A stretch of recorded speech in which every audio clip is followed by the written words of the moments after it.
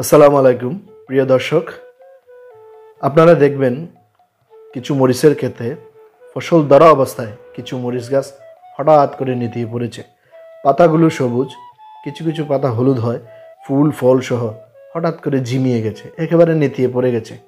এমত অবস্থায় আমাদের কৃষক বন্ধুগণ হতাশ হয়ে পড়েন যে আমার জমিতে কি হলো বা এর কী ব্যবস্থাপনা বা হঠাৎ এই অবস্থা কেন তৈরি হলো।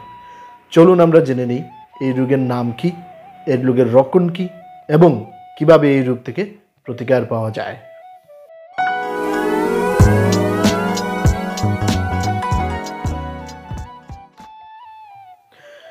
প্রিয় দর্শক, মরিচকে যে হঠাৎ করে সবুজ অবস্থায় কিছু গাছ নেতিয়ে পড়ে, এ ধরনের অবস্থা হলে আগে জেনে নিতে হবে এটা কী ধরনের রোগ। এটা হচ্ছে ফিউজেরিয়াম ঢলে পড়া রোগ।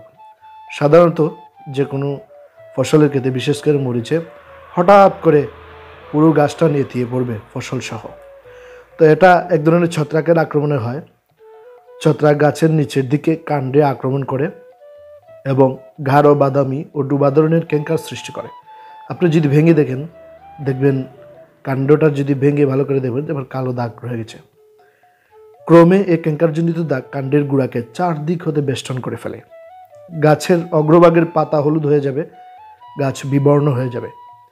এটা সাধারণত স্যাঁতসেঁতে মাটিতে কাণ্ডের গুঁড়া সাদা অথবা নীলাভ ছত্রাক স্পুর দ্বারা আবৃত হয়ে পড়ে। গাছ লম্বালম্বিভাবে ফাটালে ভাস্কুলার বান্ডল বিবর্ণ দেখা যাবে। রোগের অনুকূল অবস্থায় 10 থেকে 15 দিনের মধ্যে গাছ সম্পূর্ণরূপে ঢলে পড়ে, কিন্তু প্রতিকূল অবস্থায় 2-3 মাস লেগে যেতে পারে। এটা সাধারণত হয় যে সকল জমিতে নিষ্কাশন ব্যবস্থা খুব কম, অতিরিক্ত পরিমাণে সেচ দেওয়া হয়।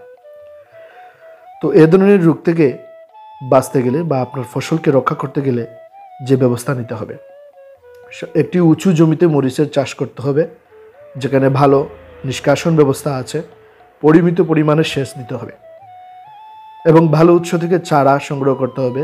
আর যদি বীজ থেকে নিজেই চারা তৈরি করেন তাহলে প্রুব্যাক্স 200 অথবা বেবিস্টিন 2.5 গ্রাম হারে মিশিয়ে বীজ শোধন করে তারপর বপন করতে হবে। সম্ভব হলে ফরমালিন দ্বারা মাটি শোধন করে নিতে হবে। জমিতে চুন প্রয়োগ করতে হবে। উপযুক্ত পরিমাণে পটাশ সার প্রয়োগ করলে অনেক সময় এই রোগের প্রাদুর্ভাব থেকে রক্ষা পাওয়া যায়। রোগাক্রান্ত গাছগুলোকে অবশ্যই তুলে ফেলতে হবে এবং ফসল সংগ্রহের পর পরিত্যক্ত অংশ আগুনে পুড়িয়ে ফেলতে হবে। এ ধরনের রোগে আক্রান্ত হলে আক্রান্ত গাছ তোলার পাশাপাশি একটা ছত্রাকনাশক প্রয়োগ করতে হবে। এক্ষেত্রে অটোস্টিন প্রতি লিটার পানিতে 2 গ্রাম হারে মিশিয়ে 7 দিন পর পর স্প্রে করা যেতে পারে।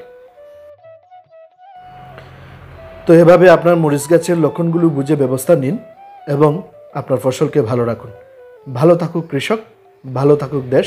আল্লাহ হাফেজ।